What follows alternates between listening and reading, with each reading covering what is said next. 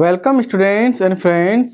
आज हम लोग पढ़ेंगे संगठन, औपचारिक संगठन का वर्गीकरण। औपचारिक संगठन का वर्गीकरण जब करते हैं, क्लासिफिकेशन जब करते हैं, तो हम इसको दो भागों में करते हैं या दो पार्ट में करते हैं या दो संगठन में करते हैं, है ना।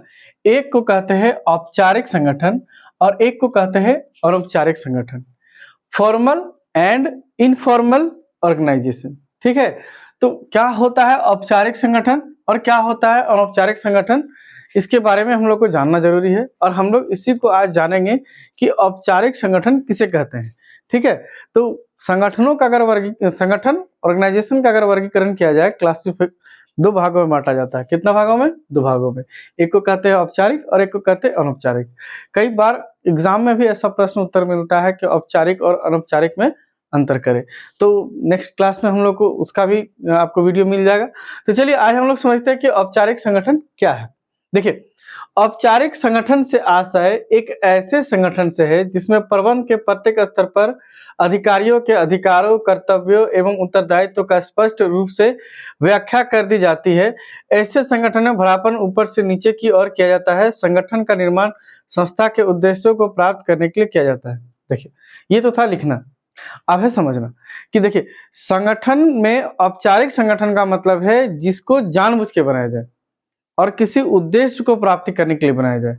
माने हम लोग एक सोचा समझा एक संगठन बनाते हैं जिसका कोई एक लक्ष्य होना चाहिए, उद्देश्य होना चाहिए, टारगेट होना चाहिए और उसमें हम लोग हर चीज का चुनाव करते हैं। जैसे एक संगठन बनाए और उसमें अध्यक्ष, उपाध्यक्ष, कोषाध्यक्ष, है ना, जितना भी इस तरह का हम लोग चुनाव कर लेंगे। जब ऐसा चुनाव कर लेंगे तो वो कहला जाएगा औपचारिक संगठन। क्या कहलाएगा? औपचारिक संगठन। मतलब एक ऐसा ऑर्गेनाइजेशन जिसका एक लीडर होगा, जिसको हम लोग बोलते हैं अध्यक्ष, है ना। मेन अध्यक्ष ही हम लोग का होगा, उपाध्यक्ष होगा, कोषाध्यक्ष होगा, अलग अलग बनाते हैं ना। तो ऐसे संगठन को औपचारिक संगठन कहते हैं। अब आपको ये जो लिखे हैं ये समझाते हैं। देखिए, औपचारिक संगठन से आशय एक ऐसे संगठन से है जिसमें प्रबंध के प्रत्येक स्तर पर अधिकारियों को अधिकार एवं कर्तव्य दिया जाता है। देखिए, अब हमारा बात समझिएगा कि जैसे कि कोई ऐसा संगठन है जिसमें एक अध्यक्ष बनेगा, तो जो अध्यक्ष बनेगा उसको कोई अधिकार मिलेगा और उत्तरदायित्व भी मिलेगा। अध्यक्ष को अधिकार होगा सही गलत का निर्णय लेने का और उसके पास कर्तव्य होगा बाकी लोगों का बात सुनने का, होगा ना। तो इसी प्रकार से सबके अंदर में जितना भी उसका अधिकारी होगा, चाहे वो अध्यक्ष हो, कोषाध्यक्ष हो या कोई अन्य कर्मचारी हो या कोई लेखापाल हो, जितना भी हो, सबके अंदर क्या दिया जाएगा? पहले अधिकार दिया जाएगा। सबको कुछ ना कुछ राइट्स दिया जाएगा, काम करने का कुछ ना कुछ राइट्स मिलेगा कि ये काम करने का आप ही को अधिकार है। जैसे कोई अकाउंटेंट रखा है तो अकाउंटेंट को हिसाब करने का पूरा अधिकार होगा। इंजीनियर होगा तो उसको अपना जो भी है स्किल दिखाने का पूरा अधिकार होगा। अपना कर्तव्य होगा, सबका अपना अपना कर्तव्य होगा, लेकिन सबका टारगेट एक ही होगा, उद्देश्य की पूर्ति करना या जो संस्था का लक्ष्य है, टारगेट है, उसको अचीव करना। और सबके अंदर उत्तरदायित्व होगा कि एक दूसरे के प्रति क्या होगा? उत्तरदायित्व होगा। सबसे लास्ट उत्तरदायित्व कहाँ खत्म होगा? ऊपर में। कहाँ खत्म होगा? ऊपर में। ऐसे संगठन को औपचारिक संगठन कहते हैं। जिस संगठन, एक तरह से समझो ना कि जो एकदम ठीक ठाक वाला संगठन हो, ऑर्गेनाइजेशन ऐसा जिसके पास कोई उद्देश्य है, कोई टारगेट है, कोई अचीव है, जो जानबूझ करके बनाया गया है, जहाँ पे अलग अलग पद का लोगों को रखा गया। तो ये संगठन क्या है? औपचारिक। चाहे कोई पार्टी हो, चाहे कोई बिजनेस में, जैसे कि बिजनेस में होता है ना ऑर्गेनाइजेशन, सभी बिजनेस ऑर्गेनाइजेशन तुम्हारा औपचारिक संगठन है। पार्टियां, इलेक्शन पार्टियां, ये सब क्या है? औपचारिक संगठन है। ऐसे संगठन में भरापन ऊपर से नीचे किया जाता है। ऊपर से नीचे का मतलब है आपका अधिक जो है काम जो है ऊपर से कहाँ चलेगा?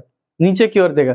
बड़ा ऑफिसर छोटे को बोलेगा कि आप ये काम करिए, ये इसको कहेगा, इसको कहते हैं भरापन, है ना। संगठन का निर्माण संस्था के उद्देश्य को, संगठन का पहला उद्देश्य यही रहेगा कि जो टारगेट होगा उसको क्या करना है? अचीव करना है। आई होप आपको समझ में आ गया होगा कि संगठन, औपचारिक संगठन क्या होता है। नेक्स्ट क्लास में हम लोग जानेंगे कि अनौपचारिक संगठन क्या होता है। ऐसे अनौपचारिक संगठन का मतलब होता है जैसे दो चार आदमी मिल करके छोटा सा संगठन बना लिया, आज आज उसका काम हो गया, आज खत्म हो गया, कल से वो संगठन खत्म। तो ऐसे ही होता है। इसके लिए नेक्स्ट क्लास में हम लोग जानेंगे, है ना।